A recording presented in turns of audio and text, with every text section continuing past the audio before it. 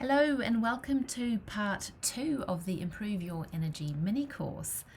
So in part 1 we looked at the different types of energy, mental, emotional and physical, and we thought about just how interconnected they are and how much of a bearing each of those types of energy have on the way we feel. We also started to think about how our own energy peaks and dips over the course of a day, and bringing that awareness to your own unique energy patterns can give you some real insights into what's going on with your energy. And in particular, it might start to give you some clues as to what's causing you to feel low in energy. And perhaps it's even started you thinking about some changes you could make to help you have better energy. So part 2 is all about coming up with strategies to help you improve your energy. So how are we going to do this? We are going to start off by looking at your mindset, and in particular how you can start to reframe your thoughts to get you into the right mindset for having improved energy and taking the actions that you need to take to get you there. We're going to look at the different lifestyle areas that you can take action in, because these are going to be set the framework for your energy improving strategies.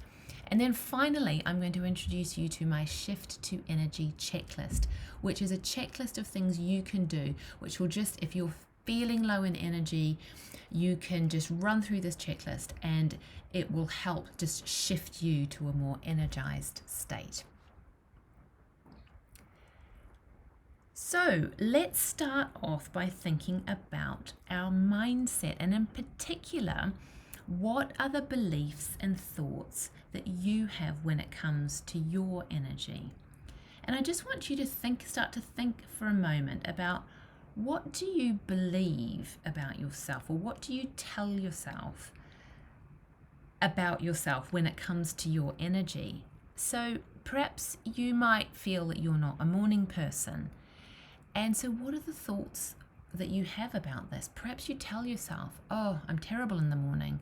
I can't function until I have my cup of coffee. I'm just not a morning person. And maybe you say these things to other people. Maybe you tell your family or your spouse or your kids, don't disturb mummy until she's had a cup of coffee because she's terrible in the morning. And the thing is, when we have these thoughts over and over again, they become beliefs and they become part of who we are. And it becomes like a self-fulfilling prophecy. The more we tell ourselves the things, the more we become them. So on the flip side of this, if you can start to notice the thoughts that you have about the way you are in terms of your energy, and if you can try and change those thoughts even subtly towards a more improved, a better picture of energy, it's really going to help you start to shift those unhelpful and unsupportive thoughts into something that is more supportive and something that's going to help get you in the right mindset to actually take actions to improve your energy. Because you can start out on an exercise program or a diet program, but if you're not in the right mindset, it's going to be so much harder to stick to it. So just doing this, having a little think about your mindset and really being aware of your thoughts is such an important piece of work to do when you're thinking about improving your energy and making changes to your lifestyle. So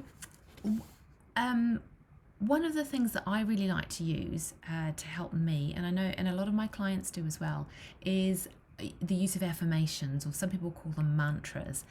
So think about, what's the mindset you need to get yourself into, and then try and come up with an affirmation. So it's like a positive statement that's going to support you.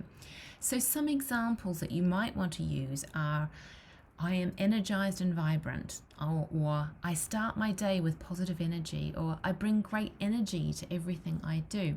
So it's just not a long, it doesn't have to be a long statement, just one or two sentences perhaps, And then ideally you want to be able to say these affirmations out loud on a daily basis.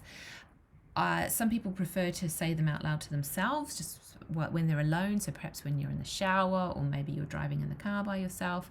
But equally, you can say them out loud in front of your family members. And if you've got children, this is really great role modeling, because you're showing your kids how you can use the power of positivity and affirmations to help get you in the right mindset, and to help you achieve the things you want to get out of your life. So how do we come up with strategies to improve our energy? So we've talked a little bit about mindset. So now what are some of the actions we need to take in order to improve our energy? So we start off by looking at, well, what does a healthy lifestyle look like? Because when we're leading a healthy lifestyle, we are going to experience better energy. Now, this, in my slide here, I have put down the 5 pillars, or I prefer to call them levers, because I like to think of there being something you can pull on when you need to, when you're looking to take action in an area.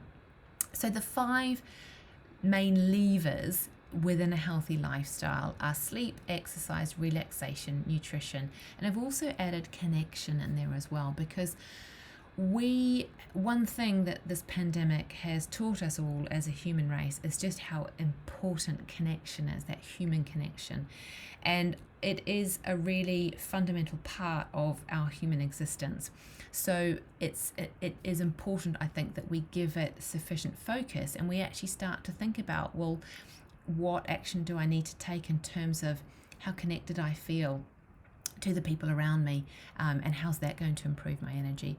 You could also, I did deliberate whether or not to put purpose in there as well, because obviously you need to feel as though you've got a purpose, as though you're working towards something. But given that we're talking about sort of strategies to improve your energy, and it's really around the kind of the lifestyle, the actionable steps, I've left that one out for the purposes of this course, this mini course. But I just want to mention it because it is obviously a really important part of a healthy lifestyle, having that sense of purpose. So let's have a look at each of these levers in turn, and in particular what role they play in improving your energy. So starting off with nutrition. Now, the food we eat, the food we put into our body, is what gives our body the energy it needs to carry out all the multiple functions it carries out every day. And food obviously has a really important role in terms of our physical energy, but it also has a hugely important role in terms of our mental energy as well. Because if you think about it, if you haven't eaten for a long time, it can be really hard to concentrate. You can feel a bit kind of brain fogged, and that lack of focus. And then as soon as you have something to eat, your brain sort of starts to and that's because your brain needs carbohydrates. Your brain also needs healthy fats in order to be healthy. So when we talk about healthy fats, we're talking in the context of your mental energy and foods that really benefit your brain. We're talking about things like the omegas that you get in oily fish and nuts and seeds, and those kind of healthy fats. When we are thinking about a strategy to improve our energy using the nutrition, the diet lever, I think the starting point really is to think about what a healthy diet looks like. And I think most people know what this looks like. As to whether or not everybody's doing that is a different story. But a healthy diet is really, for most people, is having 2 or 3 main meals a day, healthy, balanced meals with maybe a snack or 2 in between, and plenty of water. Now, with the food you're eating, you want to make sure that you're getting a good mix of healthy whole grain carbohydrates, starchy vegetables. You want to be having a good source of protein, whether that's animal-based or plant-based or a mix of the two. You want to be having a good healthy fats in your diet, plenty of fiber, lots of vegetables and fruit, and of course plenty of water. So starting off with that healthy diet really should be the starting point for any strategy. to improve your energy. I also just want to mention probiotics in your gut just quickly, because that has such an important role to play in the way you feel, and also your overall physical energy and your mental energy as well, because there are real links between your gut and your brain. So I just want to mention this quickly, that you want to, when you're thinking about your diet, you want to make sure you've got a good source of probiotic foods. So those are the foods that will have full of that good bacteria for your gut, and you want to have prebiotics as well that will create the right environment for those good bacteria to really flourish. Now, when we're talking about probiotics, we're talking about fermented foods, yogurts, those kinds of things. You can also, of course, take supplements for those. When we're talking about prebiotics, bananas and Jerusalem artichokes are good sources of prebiotics. And once again, you can also buy these in a supplement form. So turning now to exercise, and exercise has a huge number of benefits when it comes to your energy. From a physical energy point of view, if you exercise your body, and you exercise regularly, and you do strength training, and you do exercise which is going to improve your cardiovascular fitness, you're going to have a stronger, fitter and healthier body. So you're going to get less tired, because your body is capable of doing more. The mental benefits of exercise, so how it improves your mental energy. Well, we all know that exercise has a hugely important role in helping to manage stress. So thinking about, exercise from the mental health perspective, there are really huge benefits, and also emotionally as well. Exercise can just give you that headspace, that time alone, just to kind of help you process some emotions. So it really does deliver on all three fronts. And exercise actually has really strong anti-aging benefits too, because when you exercise, it actually boosts the mitochondria in your body, which are the energy powerhouses, if you like. And as you get older, normally the number of mitochondria decrease as you age. But when you exercise, your body actually produces more mitochondria. So you're actually helping your body, giving it an anti-aging boost when you exercise. Exercise can also help relieve premenstrual symptoms and menopausal symptoms. And it can really help just you maintain a healthy immune system as well. And obviously, when you have a good, strong, healthy immune system, you are less likely to succumb to illnesses more frequently. And we all know that getting ill is it really does take a toll in terms of your energy. Looking at sleep. Now, when you haven't had enough sleep, you feel tired. So there's a fairly obvious energy link there. And it can also be really hard to focus. So if you've ever tried to, if you've had a bad night's sleep, and then you've had to go to work the next day, and you've been involved in a really intense planning session, or perhaps trying to draft a document or do some writing, it's really much more difficult when you're tired. So sleep has a huge impact on our energy. And when you think about strategies for sleep to help improve your energy, you really want to start by looking at the quality of your sleep.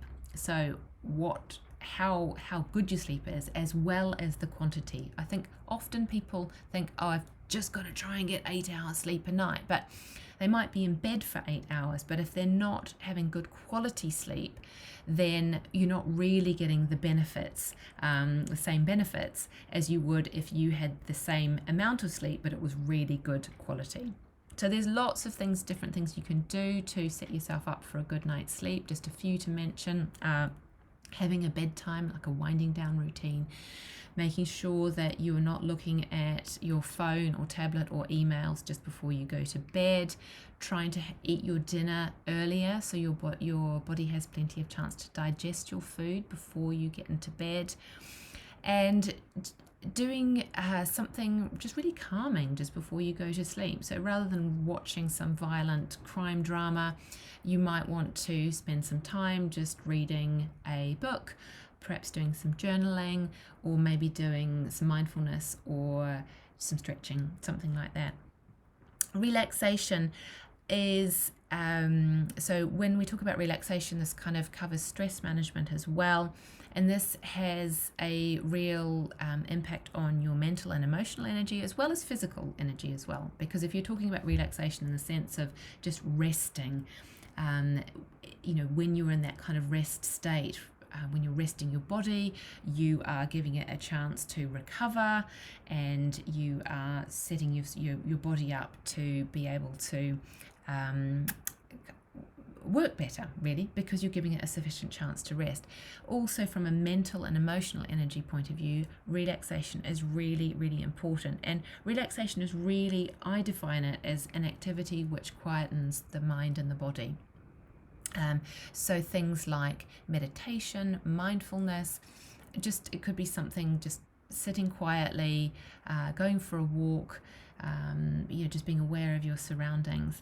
And in terms of coming up with a strategy for relaxation, I think that quite a useful starting point is to think about how you can build more relaxation into your day.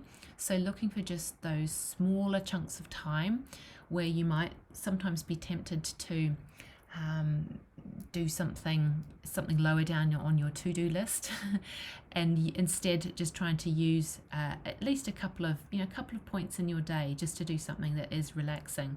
And one of the key things is the sense of giving yourself permission to relax. And I know some people really struggle with this. I know I used to. It's not feeling guilty about relaxing and really recognizing it as a very, very important part of your self-care, taking time to relax. Okay, so connection. And I talked about this just a few moments ago about why I included it in here as one of the pillars of a healthy lifestyle. And there are lots of different types of connections that we have in our lives. And I think that when you're thinking about improving your energy, you want to think about those connections that really energize you and that support you in living a more energized life. And you might want to think about the friends and family that you have around you and maybe reaching out to them, building that support network, people who are going to really support you in making changes to your lifestyle. On another level, you might want to think about, and it sort of ties in with this idea of community and reaching out, is building up a community of people, like-minded people who have the same sorts of goals and objectives as you. And I know a lot of people find that they join exercise classes or gyms and they find that real sense of community and support, which is another really important part of connection. Sometimes we need to connect in a more spiritual way. So perhaps that's not necessarily connecting with other people, but just connecting on a more spiritual level. And other times that connection, what you might need is reaching out for some professional help if there are areas of your lifestyle that you are finding challenging, and finding someone, a professional, who can support you through that.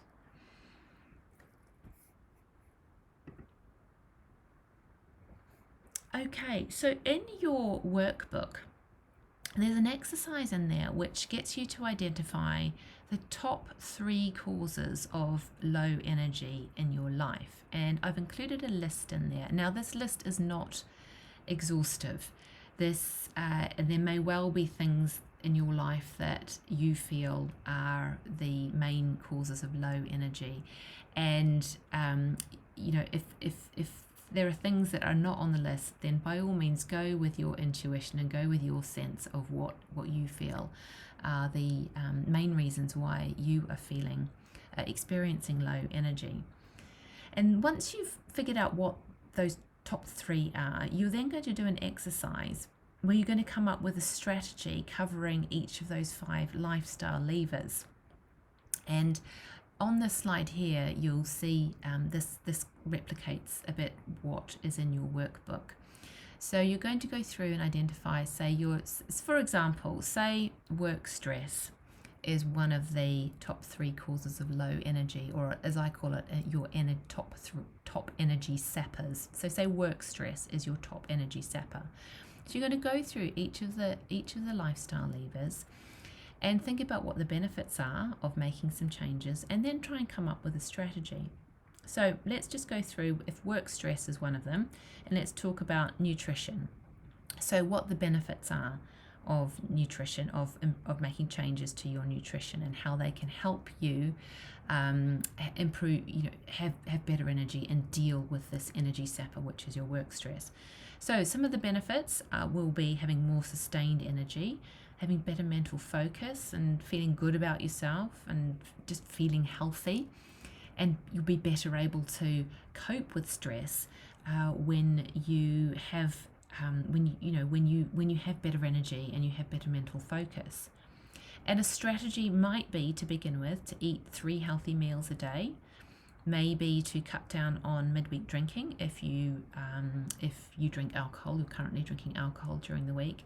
Perhaps adding more essential fats to your diet, because as I mentioned, those essential fats are really important for mental energy. And maybe adding in making sure you're drinking plenty of water as well. So that's what you're going to do in your workbook. Go through that exercise for each of the top 3 energy sappers, and then you'll start to come up with a list of strategies. And you'll probably find as you go through, some of the strategies will be very similar, and so then you can just kind of group them all together and you'll come up with a list of strategies. You might end up with a list of maybe 7 or 8 different strategies that you can apply across the piece, and those will be your starting point. Start with those, and just try and start with small changes and then build on them. So just try and start with things that feel realistic and achievable for you, and then you can start to build on them incrementally. So you do want to set yourself up for success by not making it too drastic a change or too many changes all at once.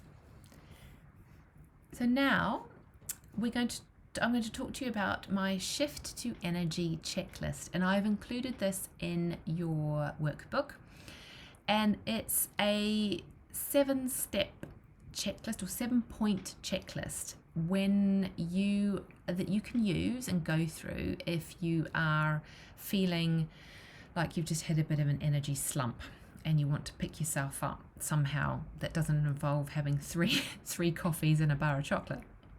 So first of all, the first thing to do is just to pause.